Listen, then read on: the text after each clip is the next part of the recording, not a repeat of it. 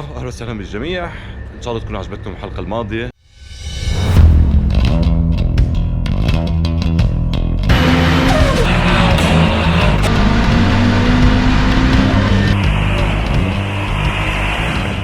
اليوم عندنا سياره غير عن اللي انتم متعودين عليه، مش سياره دريفت ولا سياره سبيد تيست ولا سياره شارع، سياره 4x4. عندنا الرانجلر، هاي شايفين.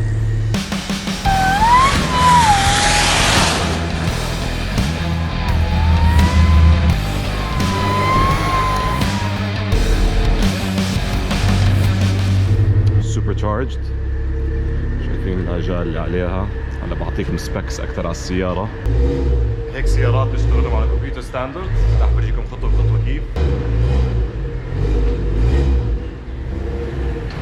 السيارات هاي مش اختصاصي، وعمار جايب كل القطع تبع هاي السياره، بروجكت هو عاملها، فرح يشرح لكم تقريبا شو عليه قطع وشو فائده كل قطعه. السياره اول شيء هي رانجلر جي كي 3.6، تقريبا السياره مجهزه كامل للاوف رود للفور ويل.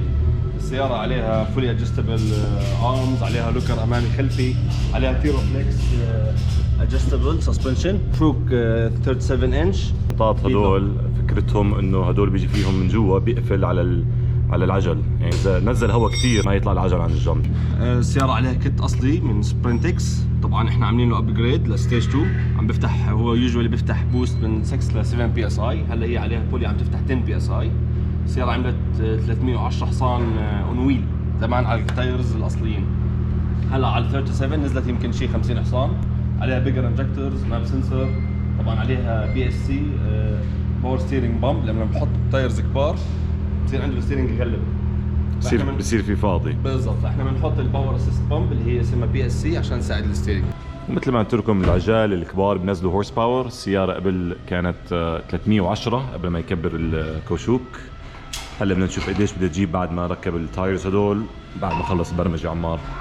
هاي بتتبرمج على سوفت وير اسمه اتش بي تيونر، ببرمج كمبيوتر الوكاله، كمبيوتر الشركه الاصلي. وعليها كمان فوكس ستابلايزر مثل ما شايفين هون، هذا لازم يتركب لما تركب العجال الكبار هدول 37 انش. فهلا حبرشوا فيها برمجه. من جوا مش كتير مختلفه، شبه ستوك من جوا، بس فيها عداد AFR اللي حكينا عنه هديك المره، الاير فيول ريشيو، نسبه الهواء للبنزين، والبوست. فالاي اف ار مثل ما شرحت هذيك المره من اهم الشغلات باي سياره، خصوصا اذا عليها تعديل اكثر من الستوك مثل هاي السوبر تشارج. هاي كمان شغله كثير حلوه فيها، جوا هون في ديف لوك كهرباء، عنده كبسه جوا، يا بيخلي عجل واحد بلف يا بيخلي عجلين يلف، يعني بس يكبس كبسه بصير زي كانه بككس من تحت. فهاي لما قال لي عليها هاي خطرت ببالي انه يعملوا فيها شويه خمسات، او اذا في يعمل فيها دريفت. يعني شايفين سيارات الشركه بيشبك على الاو بي دي، مثل ما شايفين هذا بيشبك على الاو بي دي اللي هو فيشه الفحص، بعدين بنشبك على الكمبيوتر نعمل برمجه. طبعا السياره عشان ما بتيجي من السيركل سوبر تشارج، فاول شغله بنزلها عمار بنزل بيس فايل للسوبر تشارج عشان تمشي السياره، بيبان عليها ماب سنسور انجكتورز اكبر. بعدين ببلش يعمل تعديل على البرمجه ليطلع اكثر شيء ممكن قوه وعزم.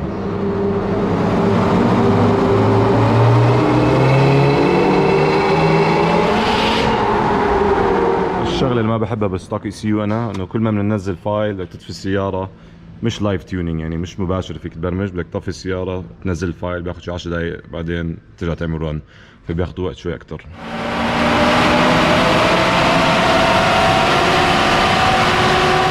شايفين ثاني رن بعد تظبيط الفايل جابت 213. السياره كستوك من الشركه بدون السوبر تشارج بدون العجال الكبار بتجيب تقريبا 190 ويل، اوريدي هي زايده على الستوك مع العجال. ما كبر العجل ما بينقص هورس باور. متذكرين نوك سنسور كنا نركبه مع السماعات، على هيك سيارات ما بنركبهم عشان كمبيوتر الشركه فيه نوك سنسور اصلي بيعطيك قراءه النوك اذا فيها نوك ولا ما في، يعني هو اذا فيها صوت صباب ولا ما فيها صوت صباب من الكمبيوتر. شايفين هدول القراءات بيعطيك كل قراءات السياره، بنزين وتايمينج، اذا فيها صوت صباب، اذا كل شيء شغال طبيعي.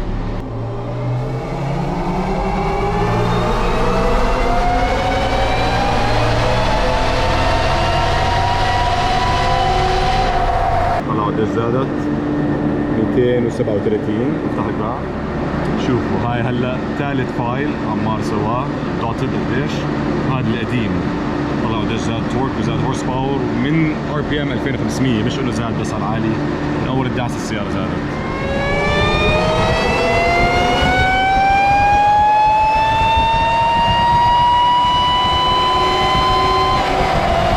فيهم كمان مشكله شفناها بالسيارات هاي رانجلر خصوصي الموديل هذا بيجوا من الشركه المراوح بيشتغلوا كثير متاخر فكثير منهم بيكسروا الموتورات من وراء الحميان وهي شغله كمان كثير ضروريه لما نعمل تيون بننزل حراره المراوح انتم بيشتغلوا بخلي اللحم اقل فبالتالي الموتور بيعيش اكثر. السياره اوريدي صارت موصله 250 تقريبا 248 اللي هو مع العجال هدول يعني اذا عليها عجال الاصليين عم نحكي عن شيء 300 310 اللي هو زياده عن الشركه تقريبا 120 ويل من وراء السوبر تشارج والبرمجه والتيون.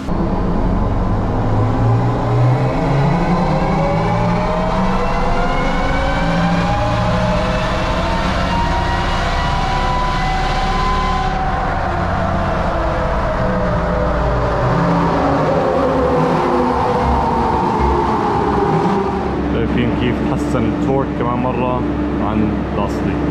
طلعوا الفرق اختلاف التورك يعني زمان كان عنده على 3500 295 هلا 3500 عنده شيء 300 335 340 الرينج هذا كثير بيفرق هذا الموضوع بالصحراء على السيارات 4x4. السيارة جاهزة AFR تمام مثل ما شايفين هون 11.6 تقريبا 11.6 11.3 نخلي صراحة شوي سيف عشان بالصحراء بكون كثير شوب بكون عم بيدعسوا على جبال مثل ما شفتوا فهيك السيارة جاهزة.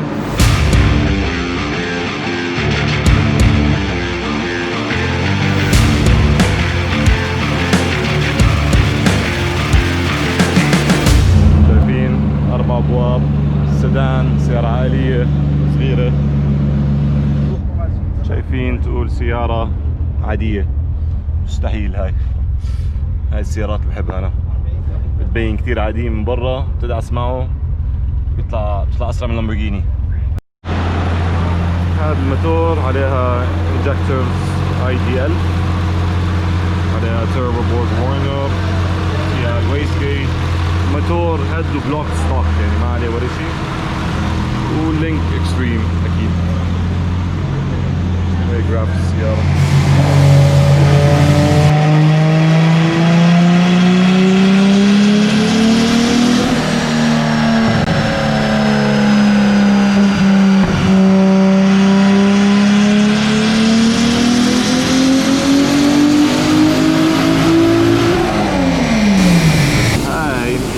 السيارات الهورس باور عالي بس متأخر التورك السيارة متأخر من 5000 هورس باور طبيعي الهورس باور بس التورك متأخر فهاي بتكون على الشارع فيها لاج.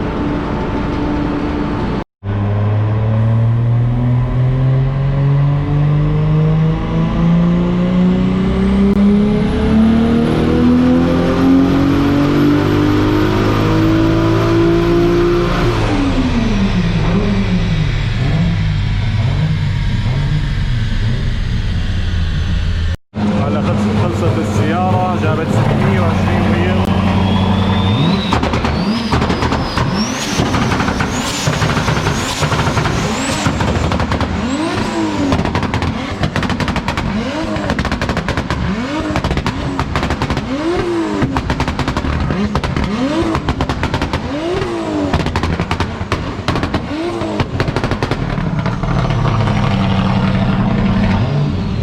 سمعت صوت الانتلا كيف؟ ديروا بالكم من السيارة هاي حلو فيها منظرها عادي 4 أبواب غير انه السيدان لونها احمر بتخيلوا هاي ماشي بالشارع 620 ويل.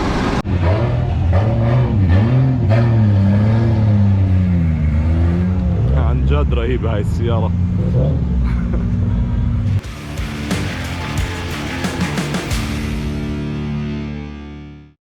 جبناها لهون عمل تست خفيف اموره تمام. هلا حورجيكم هدول تاير ماركس هدول علامات الكوشوك تبع السي 63 اللي اجت هذيك المره وخلينا نشوف حيكون شيء غريب.